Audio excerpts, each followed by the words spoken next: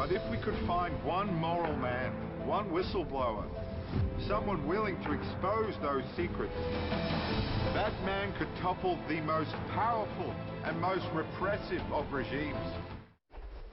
Now that was a clip from the Fifth Estate. The film will open this year's Toronto International Film Festival. The countdown to TIFF already underway, and the year's highly anticipated list of film premieres was unveiled today.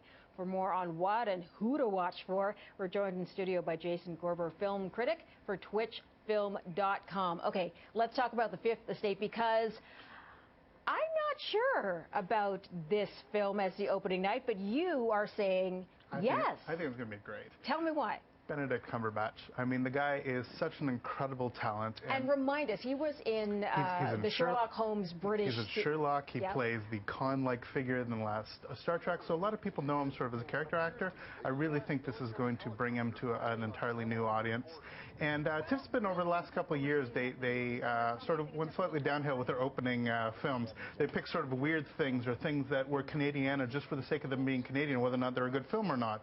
I think of Hockey the Musical as being a truly egregious example. But over the last couple of years, they've actually really stretched genre picks or other films like this that'll play to a larger audience.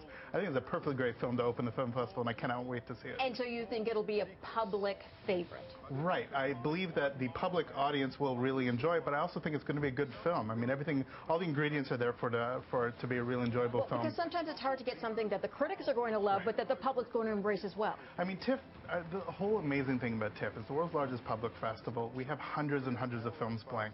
People can go to Cannes, they can go to Venice, they can even go to places like New York. But what Toronto really does is, at its roots, remember, it started as the Festival of Festivals. It brought films from all over the world. What they're really doing now is a mix of all the best films from all over the world, plus world premieres. So if they can get a world premiere like Fifth Estate to play to a large audience, and the gala will give it a little bit of buzz, again, people will be able to see this film in theaters, a regular thing. This is the kind of thing you need to see at TIFF. But as something to showcase the festival and get people talking about, why not talk about potentially one of the performances of the year with Benedict Cumberbatch here. Now, the Nelson Mandela biopic will also be at TIFF. Tell me about that one. Right, so Mandela. So it stars Idris Elba, who's currently in theaters now in Pacific Rim. He played Stringer Bell in The Wire.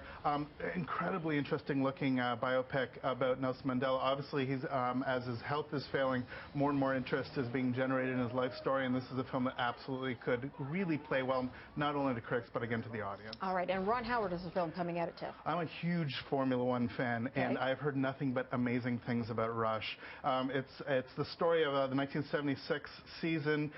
There's all kinds of drama that goes on. I won't get into it, but from everybody I know who's seen it, because they did a single screening in Europe. If you're a race fan, you'll love it, and if you don't care, it's still one of those great sports films that really connect with audiences.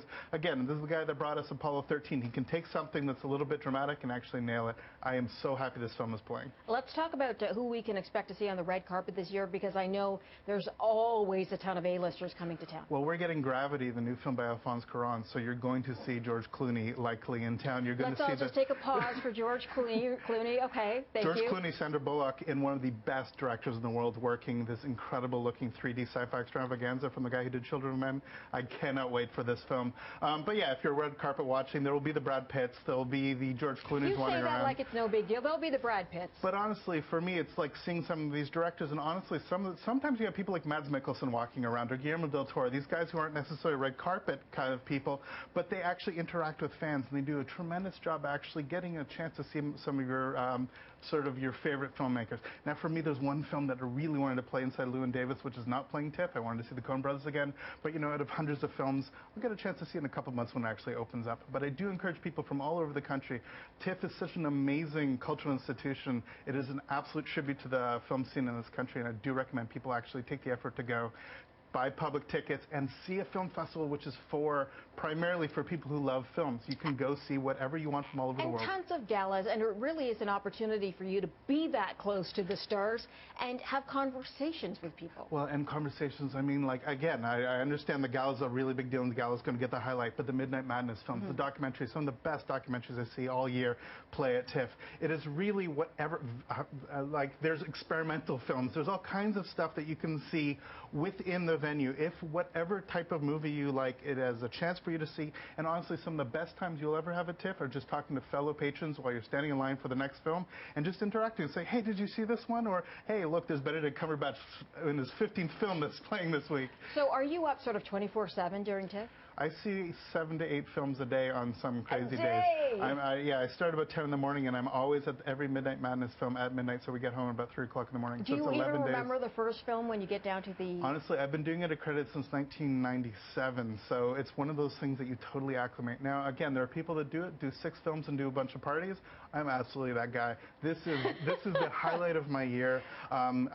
You actually get to know some of the programmers really well. I'll follow, if it's a film from Denmark, that Steve Gravestock's programming, I will be there. It's as simple as that. You actually get really quite sort of inside of what's going on. And as I said, yes, these are the films that were announced today. A lot of big galas, a lot of big important films are playing, but it's the little film that from some country that you've never seen a film from before, and you see it, and it completely... That might surprise you. Completely blows you away. I saw Kim Ki-duk films from Korea of stuff I never thought I'd see on film. I saw a spaghetti western from Korea a couple of years ago. Good, the bad, and the weird? Yes. Amazing. It was fantastic. We got to go, but we'll talk about it in a minute. Excellent. Jason Gorber joining us to talk about the latest at Toronto's International Film Festival, which begins September 5th.